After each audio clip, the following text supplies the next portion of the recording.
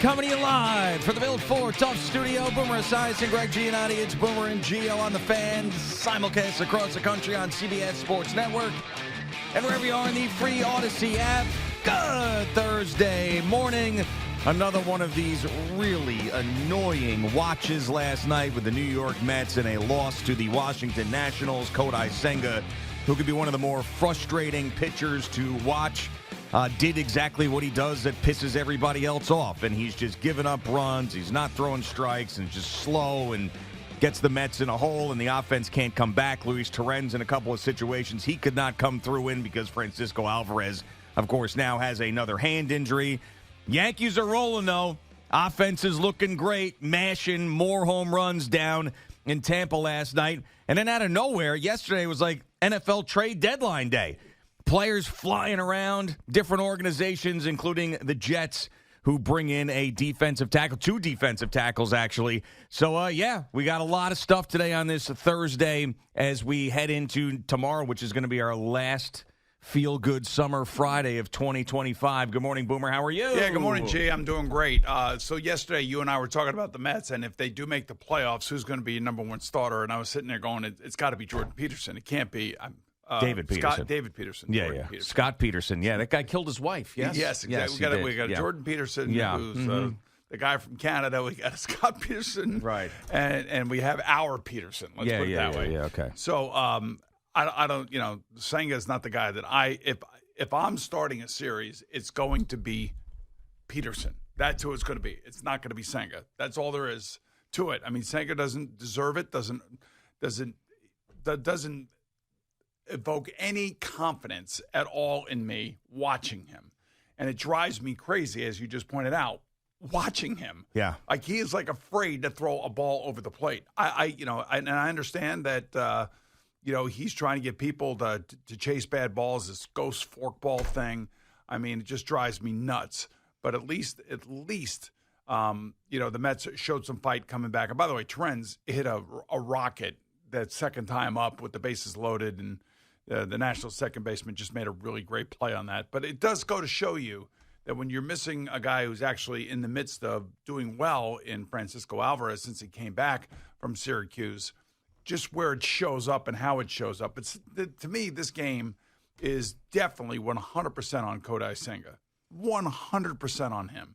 Not on anybody else but him. He's got the money. He's got he's supposed to be their number one starter. He's supposed to, go out there and limit the opposing team to two runs or less. That's the way I would look at it. And he's not doing it. So, to me, he is not their number one guy. He's just not. No, and I mean, let's hope that they have this problem where they got to figure out who the number one starter is in a postseason series, because, I mean, it's not like that's some sort of lock. I mean, if the Reds had won last night, they would have been in a tie for the final wild card spot. I mean, this is just this is the way it's going to be the rest of the way for them, because they have a tough schedule. Especially if you're losing to the Nationals in games like this. I mean, come on.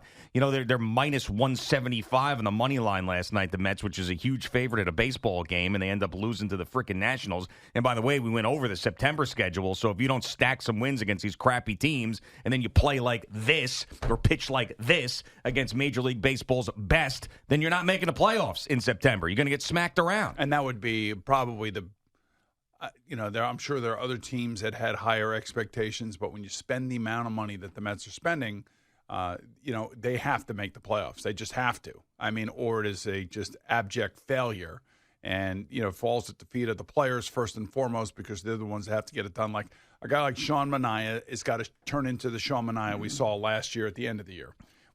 He's got to go out there and they got to win this getaway game today. And he's got to go out and he's got to pitch well. I mean, it's a young Nationals team. It's a team that the Mets should be steamrolling right now. But when your number one pitcher goes out there and is just frustratingly all over the place and slow, then the team looks slow. What I would do if I were somehow, and I don't know if you can do this now, this late in this guy's career, somehow I'd try to speed him up. Yeah, I mean, you have a pitch clock, and he's still as slow as anybody. I mean, he pitches too careful. I mean, when you mention the word scared, I think that's a good one, too. It's like everything is so careful It doesn't seem like he's in command. It feels like he's reacting to the batters of the situation as opposed to being the guy that's dictating the pace. And it's really He's not. He's certainly not Tom Seaver, and he's not Nolan Ryan. He's not. I mean, he's not for any God's of those guys. sakes, he's not even Steve Traxel at this point. Right, exactly. And that's the frustrating part of it, because I was hoping for a much better outing. And, to the Mets' credit, they fought back, and Beatty hits this bomb yesterday. I mean, it just goes to show you that they have good – the Mets really have a lot of good players. But if your pitcher is going to be like this and, and all of a sudden you have a situation where you have your starting catcher who's out now with a hand injury, and he's been hitting the ball, and he's been – he's been on it. I mean, Torrens has had a decent year. I mean, I don't know what you would expect from him, but – it's too bad his second at bat with the bases loaded the ball didn't get through the infield, because he hit that thing hard. Yeah, I mean he did, but it also grounds into the double play that ends the game too. So it's a killer. Tough. I mean, it's a killer, and but I'm not going to kill him. I'm going to kill the guy that's making the most money and who's supposed to be the guy. That's the guy. Like people talk about Anthony Volpe and all this other stuff. I'm like, Anthony Volpe's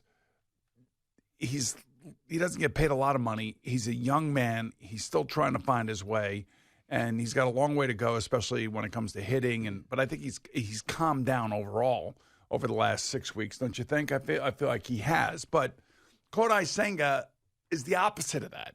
He's supposed to be the lockdown guy, the shutdown guy, the guy that when you're on a 4-game losing streak and it's his turn to pitch, you got to win that game. Yeah, I mean, even when he was pitching better than what we've seen recently, and his ERA was where it was just hard to believe that his ERA was as good as it was just watching him. And I mean, this is also coming off of last year where I felt like he was shoehorned into the postseason when he shouldn't have been. And this is something we agreed on. I think most Met fans agreed on, where he hadn't seen the guy, and then all of a sudden was like, we're going to toss him out there to be a almost like a starter in a game, or an opener in a game is what I'm looking for. With something like that, and it just didn't work. And then he's someone that elicits zero confidence from me when he's on the mound. Zero. You know who does elicit confidence from me is watching Cam Schlittler last night. There you go. Yes. Yeah, Cam Schlittler. There's a couple of mistakes you can make in that one. I know. I don't want to make any mistakes. Yeah. This kid, I mean, he looks big on the mound. He throws tall, like 97 miles an hour. He's got a nasty curveball.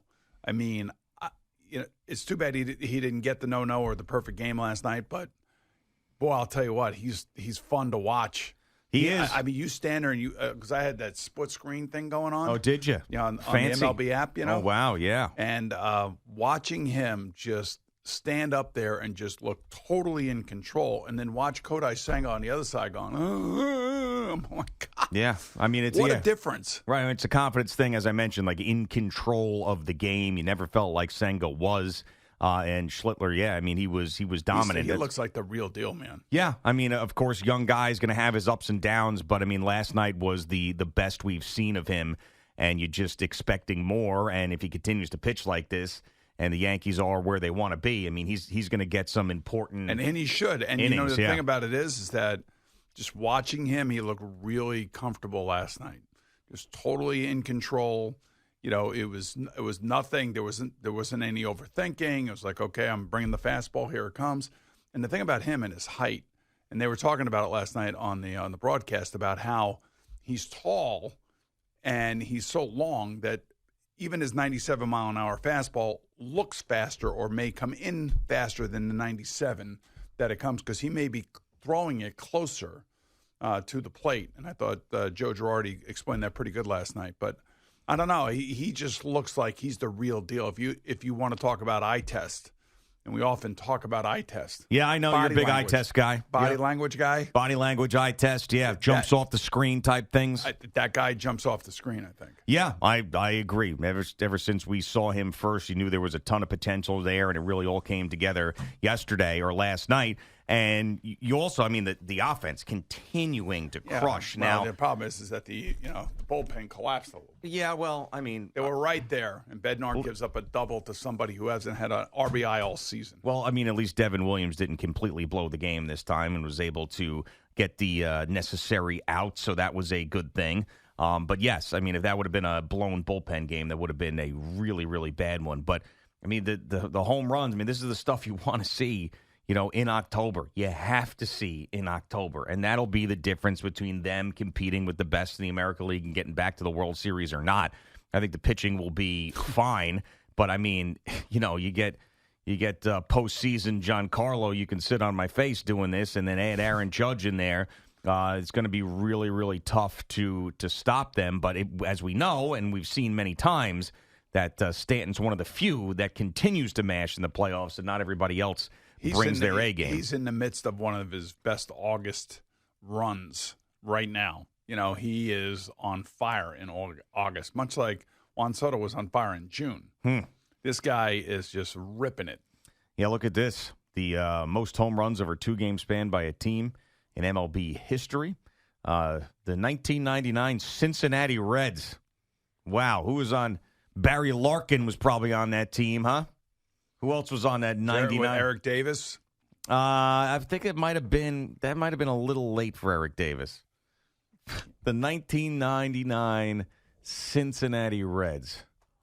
Now, was that the Al Leiter game too? The 1-game playoff. Remember that, Eddie? The 1-game playoff with Al Leiter in Cincinnati, and you shut him out. God, I can't remember who else was on that team. I just bet Barry Larkin's the only guy that's popping into my head. Let's see. We have. Was Aaron Boone on that team? Let's see. Booney? Let's see. Aaron Boone was on that team. How about that? Good call on your part. He was 26 years old. They told me in my ear because I looked it up. Sean Casey. Mike Cameron, former Met. Pete Harnish was on that team. Yep. Barry Larkin, of course. Not really a juggernaut offensively. They must have had just a really good 2-game stretch against a bad baseball team. Jack McKeon was their manager. Yeah. How old was he then? About 95? 68. Okay. Yeah. There you go. So good for the Yankees and their offense. History. I mean, that's amazing.